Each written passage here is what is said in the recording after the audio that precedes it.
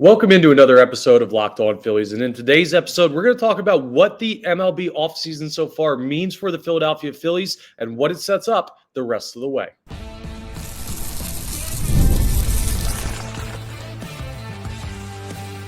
You are Locked On Phillies, your daily Philadelphia Phillies podcast. Part of the Locked On Podcast Network, your team every day. Yes, this is Locked On Phillies. I'm your host, Connor Thomas. Thank you so much for joining us today. We come to you as part of the Locked On Podcast Network, your team every day. You may know me from some of my other work in the sports talk space. I've been on air over at 97.5 The Fanatic for 5 years now doing Phillies sports talk radio. I've been a credentialed Philadelphia Phillies media member for 3 seasons, and this is my 3rd season as the host of Locked On Phillies. Please make sure you're rating and reviewing if you're listening to this in podcast form. And if you're checking us out on the YouTube, or if you're going to check us out on the YouTube, go to the channel, hit that subscribe button. It'll get you notifications when new episodes are posted. It's also the best way to help us out here on Locked On Philly. So if you like the content, hit that subscribe button. It helps you. It helps me. It's a win-win. Today's episode is brought to you by FanDuel. The NFL playoffs are almost here, but it's not too late to get in on the regular season action with FanDuel because right now, new customers can finish the season strong with $250 in bonus bets if your first $5 bet wins. Visit FanDuel.com to get started.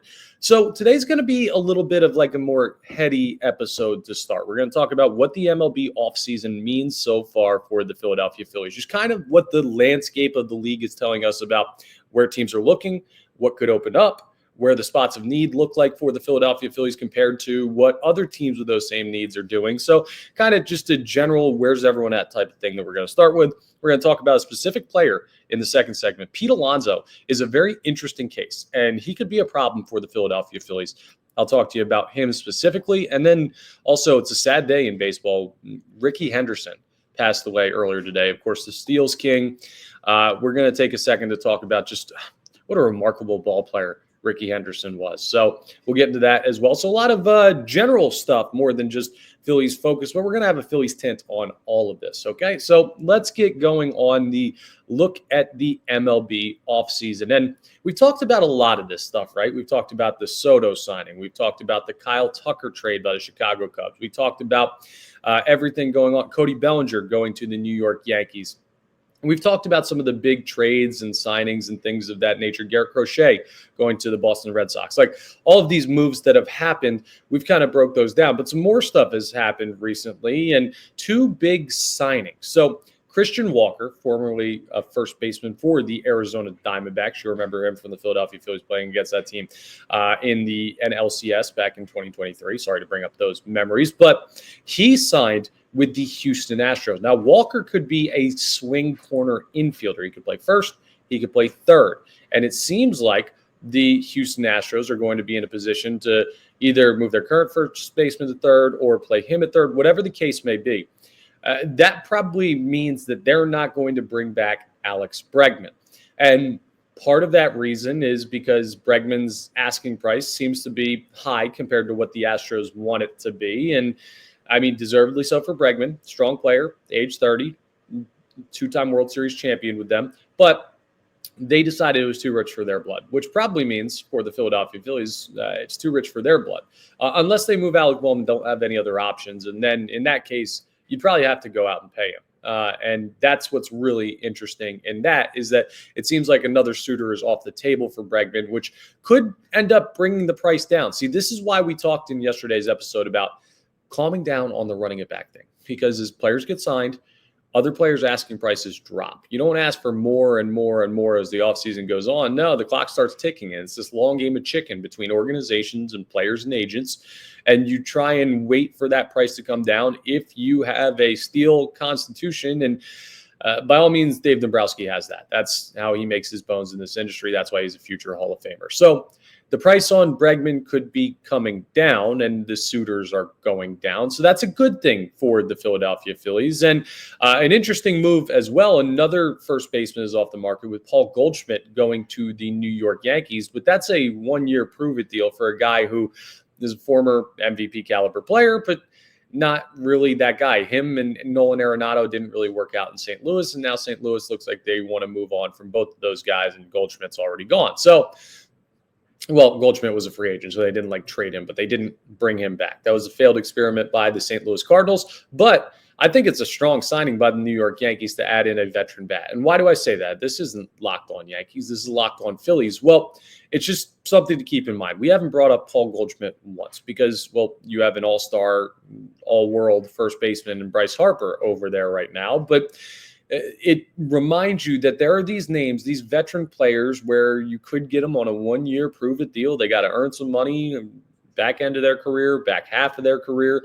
And it could be names that you don't really think about as a viable long-term option, but there are still options out there. That's just a prime example of like there are big-name guys that are still available that the Philadelphia Phillies could make work that could potentially pay dividends. They're not the cleanest, clearest, this improves our team moves, but sometimes those end up being the best signings. I'm not saying get excited about some name of a guy that could be washed up.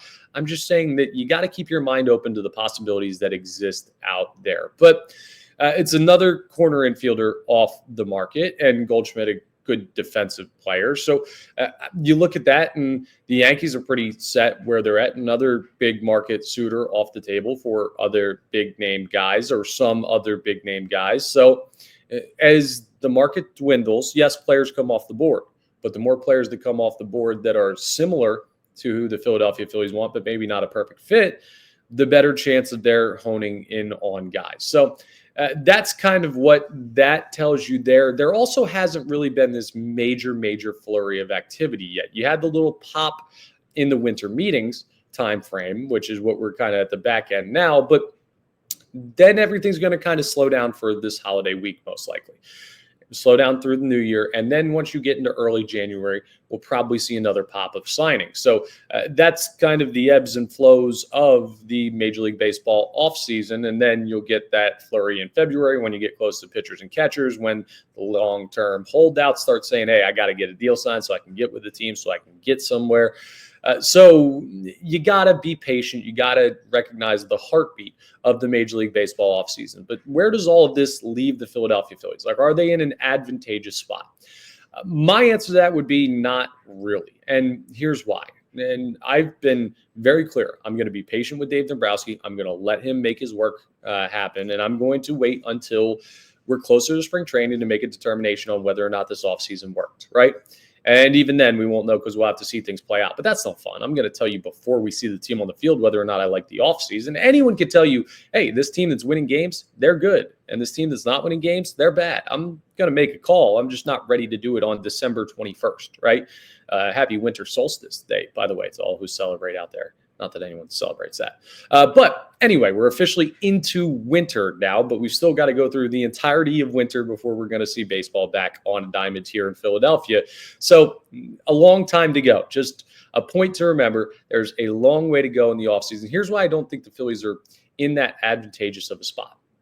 Because while there are still players available, you look at what other teams are doing. And I'm just going to try and run through some teams that have made bigger moves than the Philadelphia Phillies this offseason.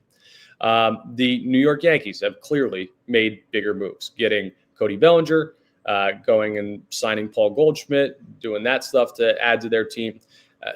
That's bigger moves than what the Philadelphia Phillies have done. The Mets have clearly made a bigger move with Juan Soto going there. And obviously, that's the biggest move of the offseason so far. The Boston Red Sox have made a bigger move with the Garrett Crochet acquisition.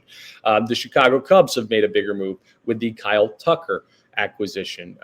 There have been a lot. The Houston Astros have made a bigger move by going out and getting Christian Walker. Like, that's a bigger move than a guy like Max Kepler. I mean, Max Kepler is the big signing for the Philadelphia Phillies, and that's just like, you look at it, and not only are those direct competitor teams, right? Like, you're looking at the Mets. I mean, you could see the Yankees in the World Series. These are top of the top. The Chicago Cubs are probably not a threat to the Philadelphia Phillies, but hey, they could be a postseason team in NL Central that doesn't really have a clear-cut top team. So that's something that you want to keep an eye on, right?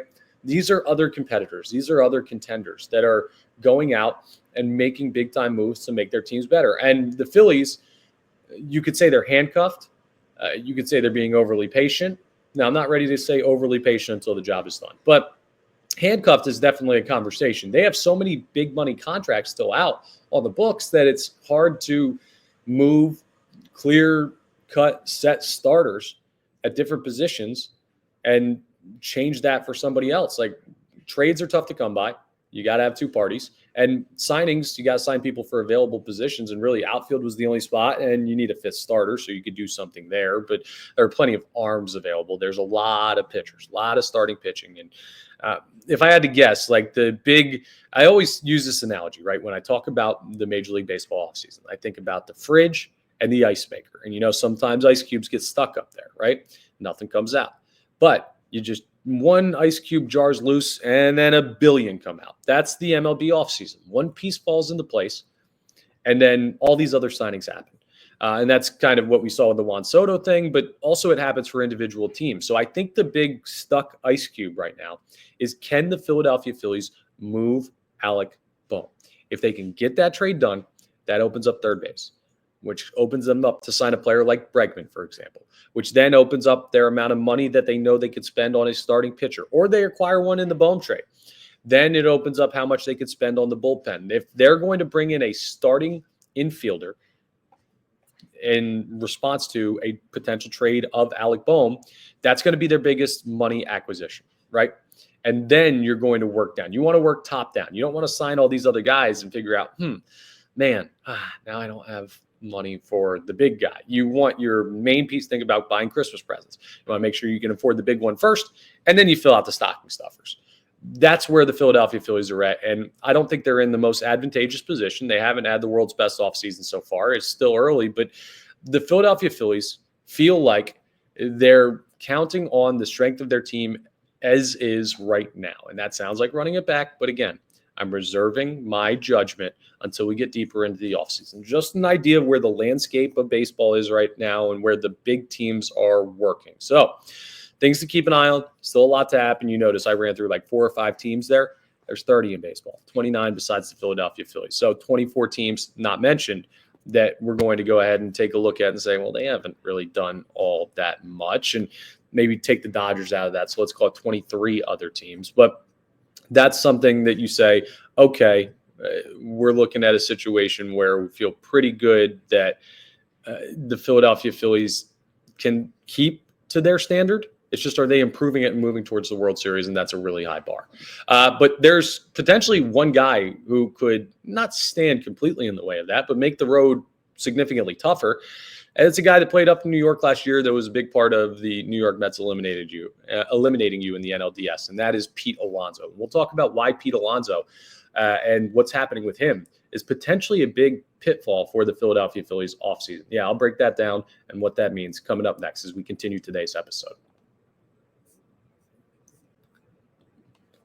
But let's talk about our friends at FanDuel first, because the NFL playoffs are almost here. You know the Birds are going to be in it. And it's not too late to get in on the regular season action with FanDuel, America's #1 sportsbook. Right now, new customers can finish the season strong. You get $250 in bonus bets if your first $5 bet wins.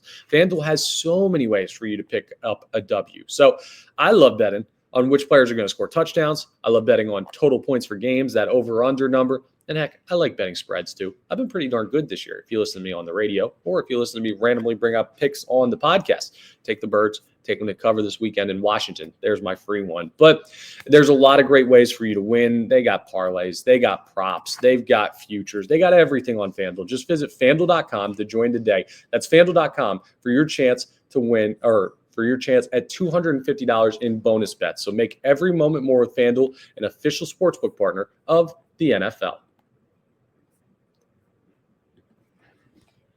All right, so this Pete Alonso thing is very interesting. Now, this is going to be the second time I bring up Ryan Finkelstein of Locked On Mets, because he put out an interesting tweet today, and I got to keep an eye on the NL East folks and see what's going on. I hate the Mets, but you keep an eye on them because they're a team in your division that you're competing with. And he brought up how Pete Alonso is running out of options to sign because Christian Walker is now signed and Paul Goldschmidt has now signed. So the major market teams, and I consider the Houston Astros a major market team. They're kind of like that 1B tier, but with the success that organization has had, they have the ability to spend and the willingness to spend. But those are 2 more first basemen off the market. Pete Alonso, obviously, first baseman. Now, it could be a DH somewhere, but I think he wants to play first still. And as those suitors go down, like I thought for pretty darn sure that Pete Alonso was going to end up somewhere besides the New York Mets. He wants to test free agency. He wants a big payday. He wants to go to an organization, I guess, where he can get that. And the Mets can pay him, and they will pay him, but he wants to explore his options. And other teams would probably value Pete Alonso more than the Mets simply because on a team like, what's a middling team? Let's just use another team in the division. The Miami Marlins, Pete Alonso would be a superstar to them. He would be a guy that nobody sells tickets in South Florida, but he'd be a guy that if someone could sell tickets in South Florida, he's one of those guys that can draw people in, right? He would be their guy. The Mets, he would be a guy alongside Francisco Lindor and Juan Soto, and that's like not a knock on the player. It's just like sometimes if you're going to be the guy, you get paid like the guy rather than one of the guys, if that makes sense. So it could stand to make more money in a different situation. But now the teams left, there's two smaller teams, and then it's the Mets. And if I'm Pete Alonso and I'm putting myself in his shoes, I'm thinking, well, why don't I go back to the place that I'm comfortable, the place I've spent my whole career, the place where I know that we can go on a postseason run, the place where Juan Soto just signed? Like, I probably want to play for a winner, right? And here's why that matters for the Philadelphia Phillies.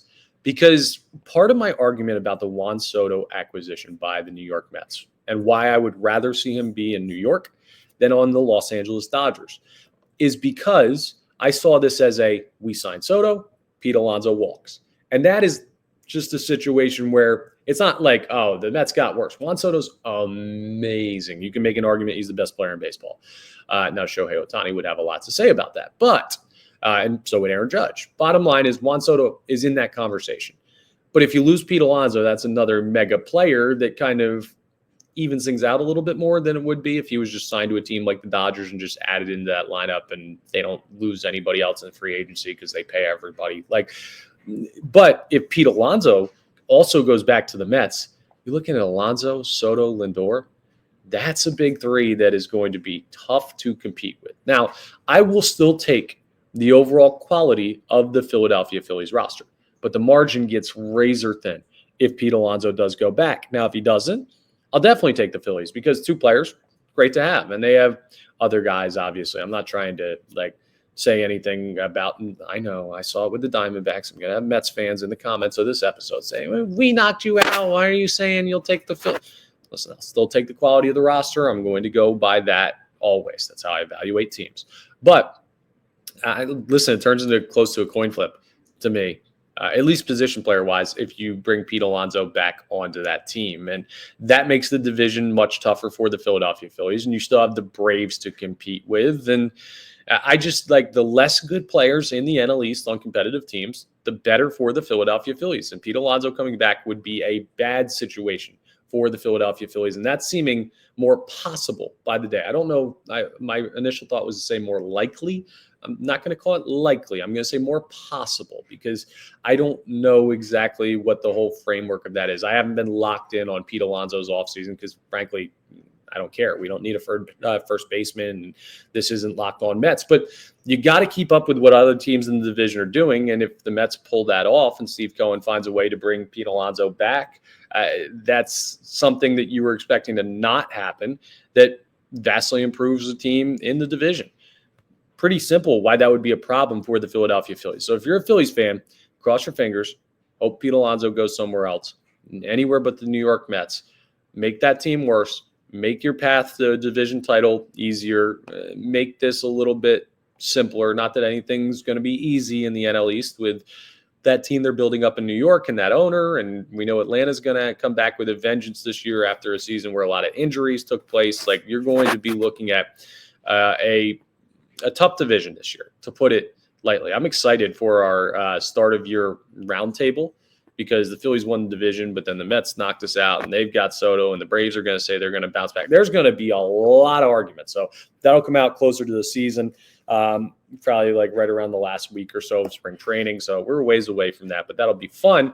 And this was the mini sample of that, I guess, right now at this point in the off season, because, well, you got to go ahead and, like I've been saying, check in on the division rival. So to recap, Pete Alonso, go anywhere else but the New York Mets. We'll be totally cool with that. I probably won't because I don't really like Pete Alonso's personality like that. I don't think he's a bad guy. I just think he's corny as all get out. And I'm not that interested in Pete Alonso, but anywhere else would be fine. I'm not going to root for him, but I'll root for you to go somewhere other than the Mets, Pete. And if the Phillies can have that happen, well, that's something that falls into their favor for the offseason. And frankly, the way this offseason is gone, with Soto ending up on the New York Mets, you could probably use a couple things to go your way if you are the Philadelphia Phillies. Like I said in the opening segment, they're not exactly in an ideal spot so far through the offseason. So that's where that stands, and something to monitor as this offseason continues. Coming up next, a sad day in baseball, as we found out today about the passing of Rickey Henderson, all-time steals leader, and a mark that will never be even close to equalized. Like, never. We're going to talk about why Rickey Henderson is so special, and obviously it's the steals, but I mean also a great baseball player. We're just going to talk about the personality of the all-time great as well. So we'll talk about that coming up as we wrap up today's episode.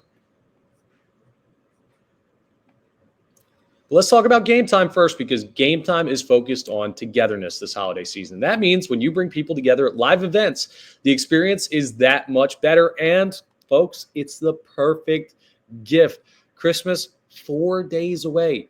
You got to figure out what you're getting your loved ones. And what's better than experiences? You can get them a new wallet or a new watch or something, and they'll smile and they'll be excited. But isn't it fun to like share those experiences or give those experiences to someone that you love and know they're going to remember that forever? I've had 40 different wallets in my life, but I'll remember that football game I was at. I'll remember that concert of my favorite artist. That's what Game Time does. And they make it super easy for you. They got Game Time picks, which makes getting tickets even easier than they already were on Game Time. It filters out all the fluff to show you just the great tickets that fit your priorities. They've got all in pricing, so you can see everything up front, no hidden fees that get tacked on at the end. You get a panoramic view from your seat in the app before you buy. They got the Game Time guarantee, which means 110% back if you find seats in the same row and section for less, and you've got the best ticket coverage in the industry. Concerts, comedy, theater, sports, everything on Game Time. Take the guesswork out of buying tickets. Download the Game Time app, create an account, and use code LOCKEDONMLB, and you'll get $20 off your first purchase. Terms apply. Again, create an account and redeem code LOCKEDONMLB for $20 off. Download Game Time today. What time is it? You know what time it is. It's Game Time.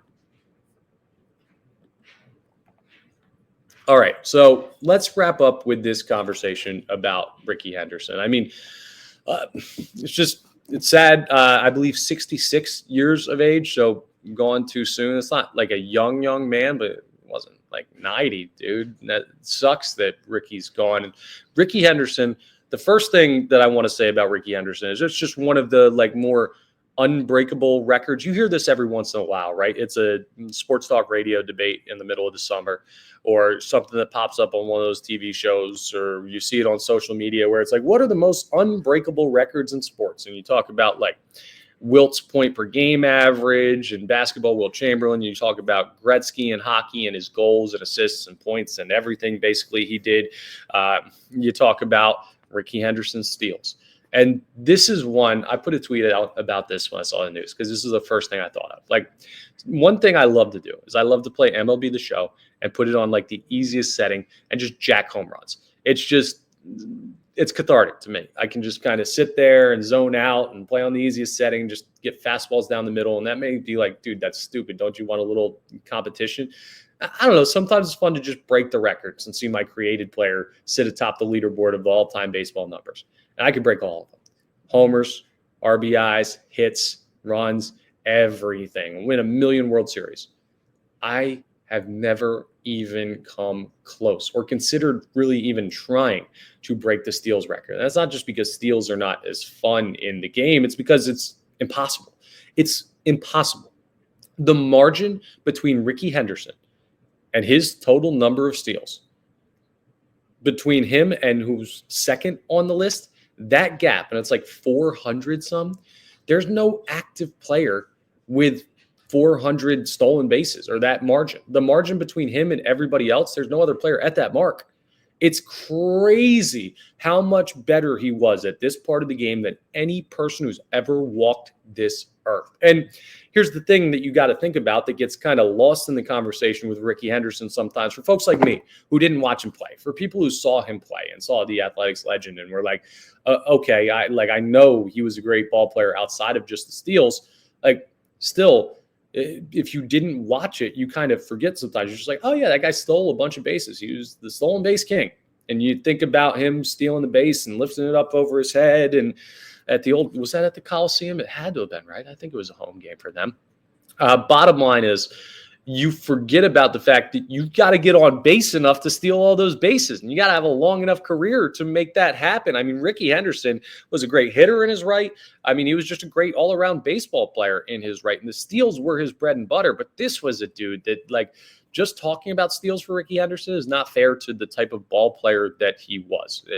Just one of the greats in the history of the game. And something else that people have talked about more after his career, and we've had a long time after his career, but more and more stories come out as time goes by, and as all these podcasts pop up. Who would listen to a podcast? Thank you for checking out Locked On Phillies, by the way. No, all of these podcasts where they get players on or guys that were around Rickey during his career, you get to learn more about the personality, and you get to hear the stories about him always talking in third person and stories about how he interacted with other players in the club. Rickey Henderson was one of a kind, man. Always talking in the third person, and Rickey this and Rickey that. Like, I love it, because for someone like me or someone like you, or even someone like, let's just pick who's an average Major League Baseball player, like even Bryson Stott. Like, Bryson Stott's a nice player for the Philadelphia Phillies. I think he's going to be an all-star caliber player when everything's all said and done in his career. If he was walking around the Phillies clubhouse saying Bryson this and Bryson that, people would be like, dude, who do you think you are? Like, you sound so cocky and so pompous and everything like that. But Rickey was good enough, great enough, that it was just part of who he was. And that's an incredible thing, to be able to get away with something that 99.9% of the people on the planet, if they did it, you'd be like, that guy's a loser. And to be celebrated for that, he was just like, he was a good teammate. Well, he was kind of a good teammate, but he was an entertaining teammate. He was a great ball player. It's just, you look at that and you say, man, it sucks to lose these guys. And it makes you reflect back on the greatness that has come by in this sport and some of the great personalities that have come before. And it makes you also think about who are going to be those guys in this era of baseball, not steals wise, because no one's ever going to be Rickey Henderson, but it makes you think forward to the times where we'll tell stories about what Bryce Harper did, what Shohei Ohtani did, what Aaron Judge and Juan Soto did, and all of these great players that are in the game today, and think about what they could be and the legacies that they're building. This is why you appreciate greatness when you're watching it, because we shouldn't just talk about Rickey Henderson or players of that caliber when they pass away. We should enjoy it in the moment. And sometimes we get so caught up in the wins and losses and the hits and strikeouts that you don't have a chance to truly appreciate greatness when it's sitting in front of you. And that's why I'm so quick to jump the gun on, is this guy an all-time great that? Is this guy an all-time great first baseman, an all-time great Philly, an all-time great baseball player in the sport? Is he top of the era? Stuff like that, those conversations. I'm happy to have those. It's not wait for it to finish and then look back and say that. I want to enjoy in the moment and realize that Bryce Harper could be the greatest player to ever put on a Philadelphia Phillies uniform. Zach Wheeler could be the greatest offseason signing in the history of the Philadelphia Phillies when he first came here. Like, you have these elite level players just in this city, to bring it back to the Philadelphia Phillies, that I want to make sure that we celebrate. So it's not just one day in the year 2080. We're talking about what this guy was. We're enjoying the moments for what they are. But sadly for Rickey Henderson, that day was today. And I wanted to take some time, even though not a Philadelphia Phillies legend, of course, he's just such a big figure in the history of the game of baseball. And if you're a Phillies fan, you're a baseball fan. If you're doing enough to listen to Locked On Phillies in the middle of December, in the middle of the offseason, when the team isn't doing all that much, you care about baseball, and you probably cared about the legacy that Rickey Henderson left behind. So Tough day for that and for the baseball community, mourning the loss of Rickey Henderson. Wanted to give him his just due and his time here, since I do have this platform. That's all for today's episode of Locked On Phillies. Thank you so much for joining us today. Appreciate it very much. We are part of the Locked On Podcast Network, your team every day. Please make sure, I'll remind you again, rate and review if you're listening to this in podcast form. If you're watching on YouTube or want to check us out on YouTube, make sure you go to the channel, hit that subscribe button. It'll get you notifications when new episodes are posted. It's a great way to help us out here on Locked On Phillies as well. We're going to talk about some of the accomplishments we've had this year a little bit later on when we get close to the end of the month here, and just kind of have a year in review for both Locked On Phillies and the Philadelphia Phillies. But thank you for your continued support, and I'll talk to you on our next episode.